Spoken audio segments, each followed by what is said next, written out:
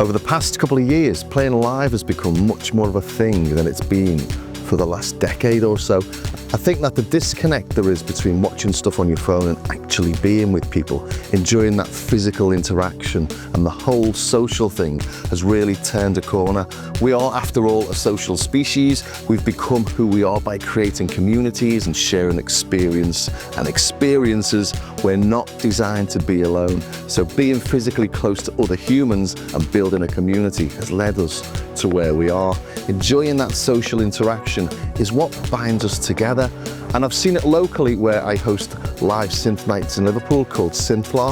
I've seen it nationally with the EMON nights, and going to places like Superbooth in Berlin or the Amsterdam Music Event, you'll find loads of electronic acts scheduled at the venues or dotted around other clubs across the city. It's a thing, it's growing, and it's fantastic. And I'd encourage anyone that's into creating music to go out there, and if not perform, then go and see the performances. You'll be surprised by the loads of like-minded people that you'll find there. And it's good old-fashioned fun in a pub that we may have forgotten about for the past decade or so. When I was growing up in Liverpool, you couldn't go out without coming across an Irish band in one pub, a covers band in another, and an about-to-be famous band in another pub. It's what we've always done. There was a really vibrant music scene which at one point had all but disappeared. But in a lot of places, it's creeping back. Maybe not with a fiddler, a guy with 2 spoons and a banjo player, but with a bunch of Eurorack drum machines, sequencers and samplers, and a load of other mad shit.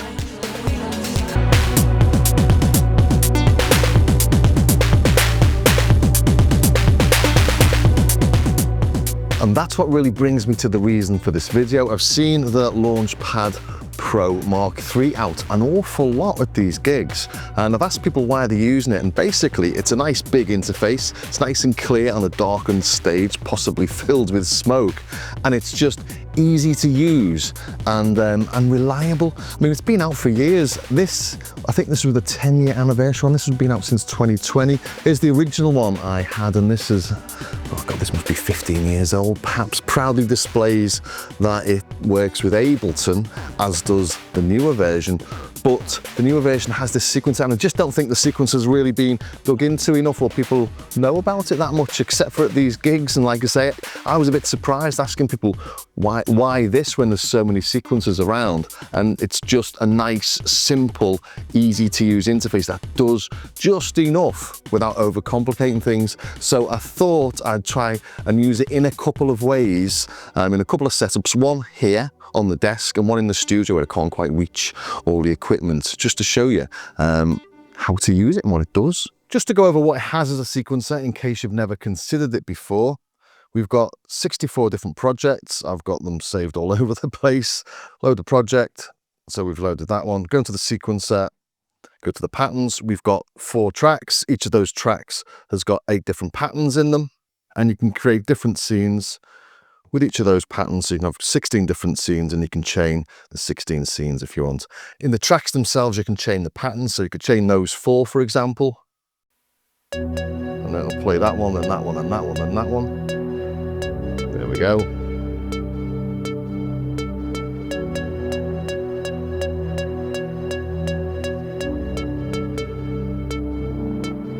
To create a scene, simply hold the scene, and then you push whatever patterns you want in that scene. So, and then to link them or chain them, just press the start one, then the final one. So 1, 2, 3.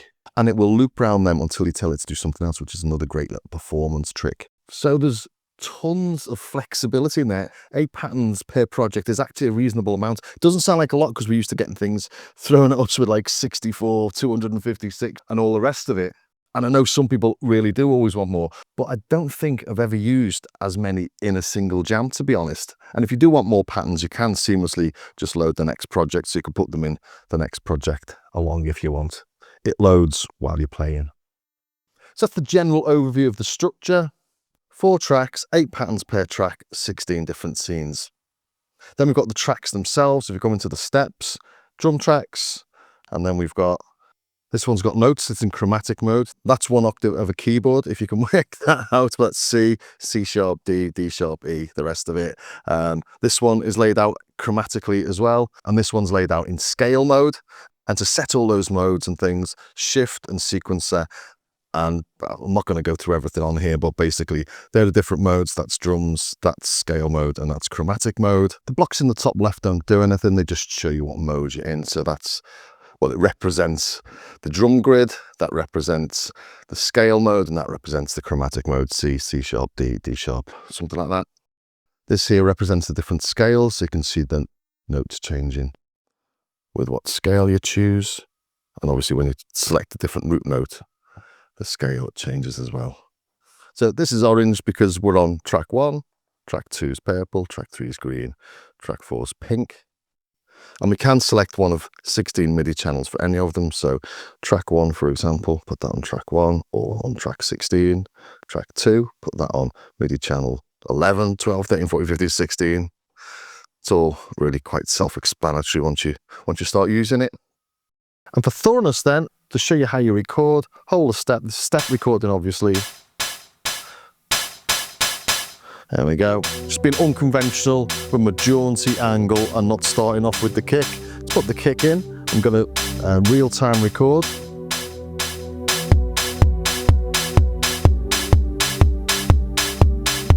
That's it, you're done. So you can edit those, you can take things in and out.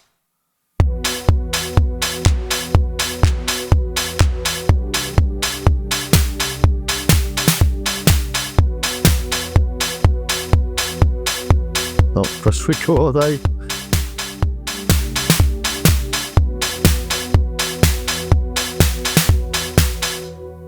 And it works exactly the same if you're playing notes or you're playing drums. And we can do that in reverse as well. I'll show you what I mean. So load that project again, back into the sequencer. We can hold the note or the tone and then say where we want that to go.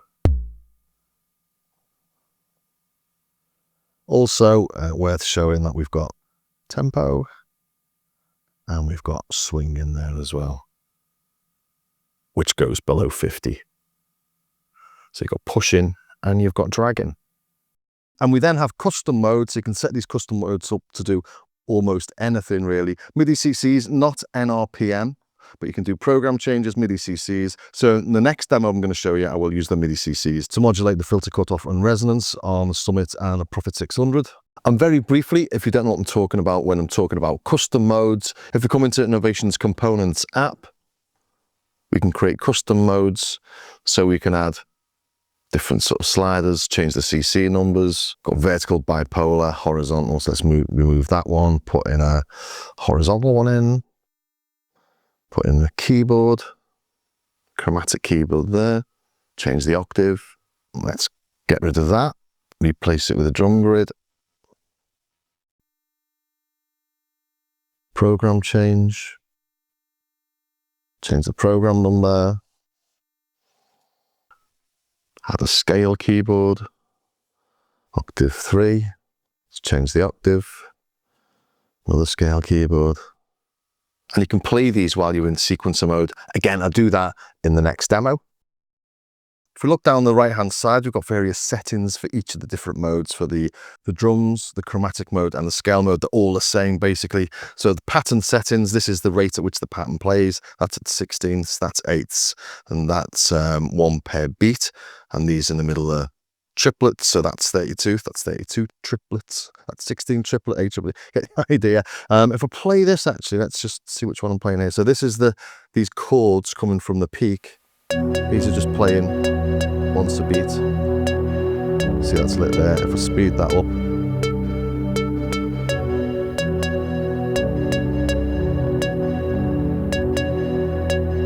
this is the way it's playing, or the order in which it's playing. So that's playing backwards and forwards, or random. And along the bottom, we've got the chromatic keyboard again. And if I hit it, it shows you when that note's playing, actually, in the sequence. And if we go to the drums, we don't have the chromatic mode, but we have a little drum pad down there. We can move up and down the octaves with these two, or through the notes left and right with that. I don't know why that doesn't stretch out all the way across. But anyway, next up, if we go back to one of these, for example, we've got velocity. If we hit a note that's playing, we can see the velocity. So from not a lot to an awful lot. Let's put it back where it was. And again, the keyboard across the bottom. Then we've got probability, and this is the probability that the note will play. So these are all at 100, but you can change it. That's a percentage. Mutation, this will change the note. This is the probability of the note changing. So nice for arpeggios and to get a little bit of movement in there, or a bit of changes, but it's nothing like you're going to get on something like the Oxy. And then we've got the microstep, and the microstep is really good on drums, obviously. So microstep, you'd hit a drum. I will go to the studio with another setup I've got to show you that in a second. But just to show you what I've got laid out here. So with this one, I'm using the drum sequencer itself. So I'm actually only using 2 tracks in this track and this track. Track 4 is so I can play the tempera.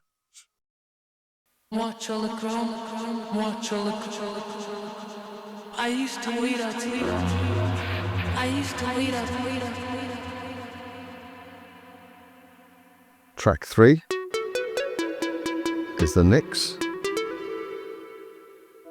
and track 2, whoops,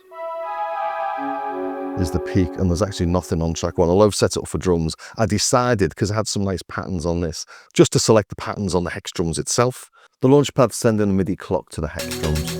So with this one, I'm sort of using the synths that are around me and just setting it all up in this, rather than this controlling absolutely everything. So I'm controlling the peaks, cut-off frequency with this knob. So I'm not using the custom mode. Really, I'm just showing you that there's different ways of using it.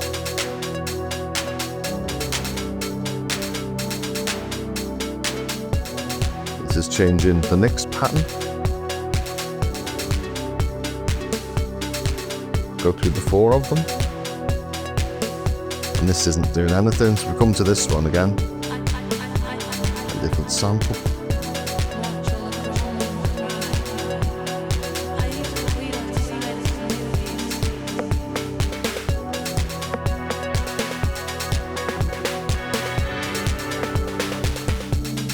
So pretty simple setup, but it's sort of quite complex in a way. And I've got a 4-minute track out of it, and I'm using what I'm actually using in there. Let's come to the patterns. I'm only using, well, I'm not using that at all. I'm using 2 patterns on this one, just adds an octave. So if we go straight to it, I'm using a few different patterns.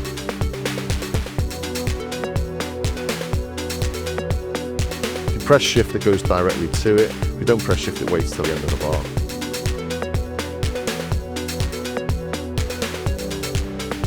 And then there's nothing on this one, so that's basically muting it. Well, I thought it was. There you go, nothing on that one. So really easy to find your way around this and do some of the different bits on the drum machine itself. The steps.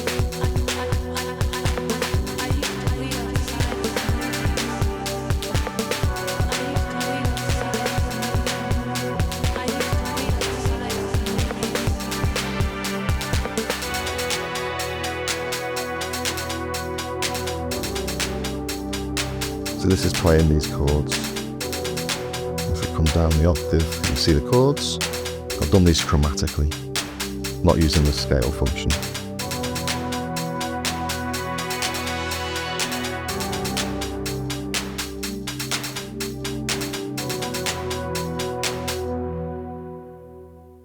But let's go into the studio and show you another setup, and I'll show you the micro timing as well, because it's set up more for the drums on that one. One of the beauties of something like this is actually that you can just plug it in. And it should just work straight away, because there's no faffing about. So if we go to my project, is it this one? Try that one, and then just play it. Yeah, so literally no bother whatsoever there. you know, everything's set up, the MIDI channels and everything are set up, but yeah, no problem moving it from the table actually to this bit of the studio. Coming into micro step, here we've got the micro steps. So 6 micro steps per step, and I know on there, I've got a micro steps. You can see there's one there and one there. And is it this one? Yeah, one there and one there. So that little roll is 4 steps in 2/16.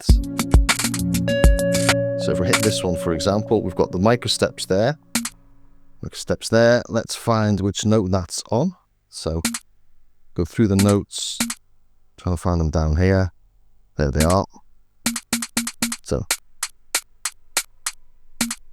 if I hit this note here, it's playing there. It's playing on the micro step. So let's turn that off. And yeah, I was going to say, but you can hear it on this one as well. So let's turn that one off as well. So there you go. So those 2 micro steps have gone. Let's put them back on. So on this step, we want this to play as well, and we want that one to play there. And again, with this one, we want that sample to play, or that sample to play, well, it's there.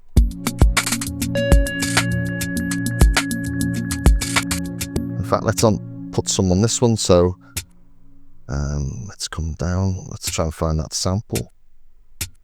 This is the awkward bit of it, to be honest. There it is. So let's play this sample 3 times or something.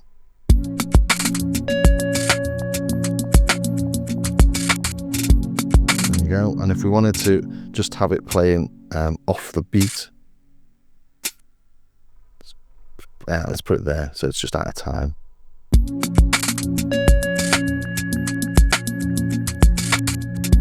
There you go. Let's put it back in time. I like the triple actually. Let's leave that in.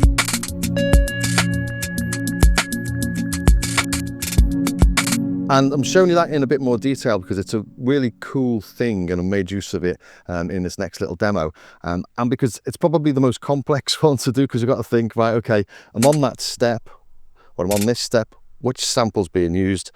That sample there, so that sample's being used on those steps, and on this step it's been used 3 times.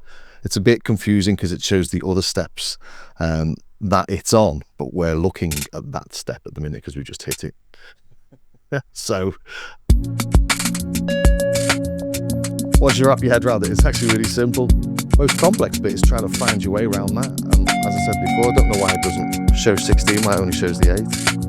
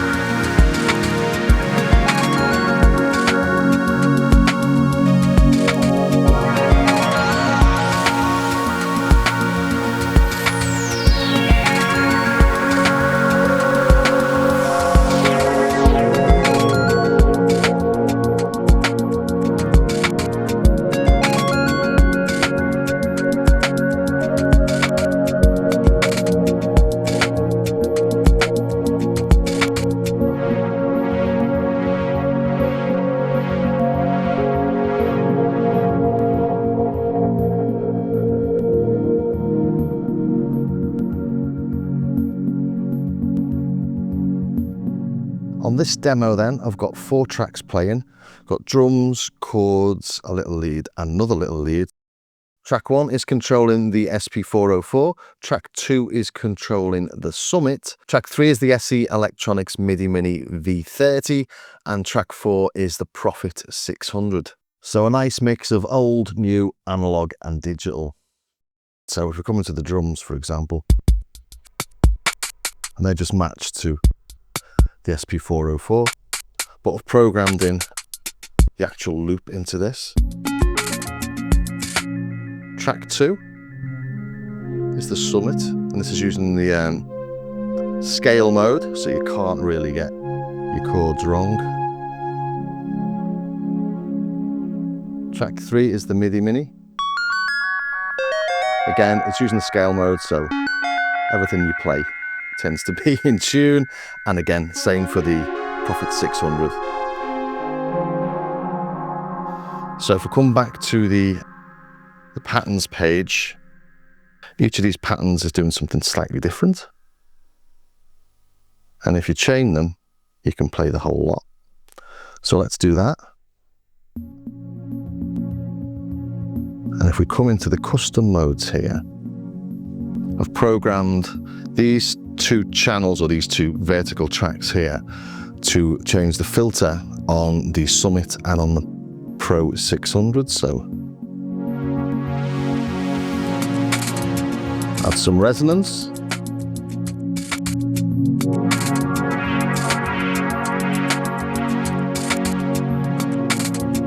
So I'm just really showing different ways of playing this.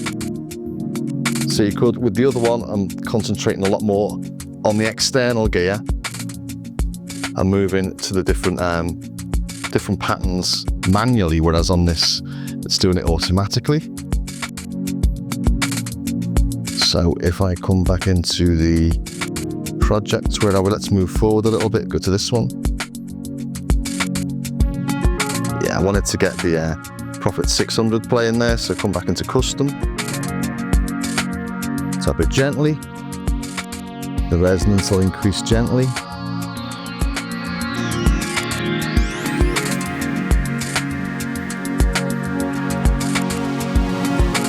That's beautiful, isn't it?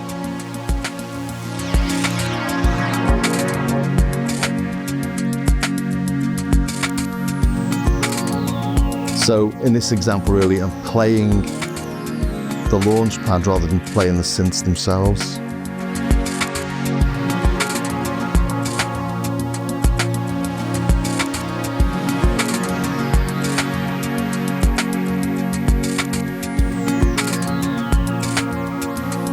Drop that beat out.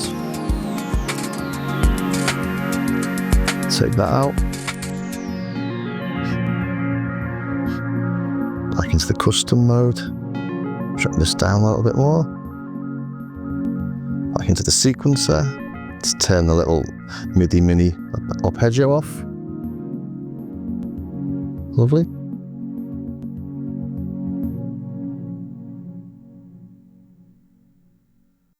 If you are using it standalone, you will need something like this. You will need a MIDI hub. This is the, the M4U-EX from ESI. And this can stand alone. You can set it up to do all sorts of different things, but it's got USB 3 ports and it's got 8 MIDI ports that can be configurable for input or output. So if you are standalone at a gig, you'll need something like this. But if you're using your computer, you'll need something like this. On the Mac, this is called MIDI Patch Bay. Got the Launchpad Pro as the MIDI input. If we look at the peak, for example, so I'm only allowing messages on MIDI channel 2 to go to the peak, and then I'm remapping those all to MIDI channel 1 because that's what the peak's set at. This is coming through the Scarlett USB interface, and this is the 5-pin DIN on MIDI channel 3, coming out of track 3, being remapped to channel 1 for the Groovebox Nicks. And again, channel 4, so track 4 is being sent to the Tempera, and I've got that set to MIDI channel 4, but I'm remapping all the messages that come from 4 to 4 so that the Tempera only gets the messages intended for it on track 4. So track 3, track 2, and on track 1, on the hex drums, I'm not actually using the MIDI on that, I'm just using the MIDI clock.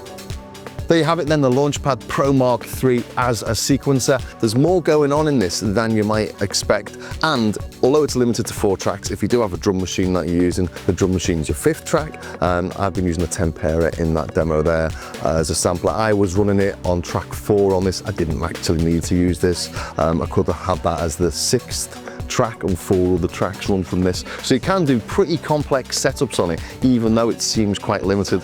And I'd definitely say that 8 patterns is enough. You don't want to get overcomplicated when you're playing live. But it's not perfect. There are a couple of things that are missing on it that I'd like to see. It hasn't got NRPN, for example. I was trying to sequence or trying to control the volume of the Novation Summit with this, and I think that's NRPN only, so I couldn't control the volume of it.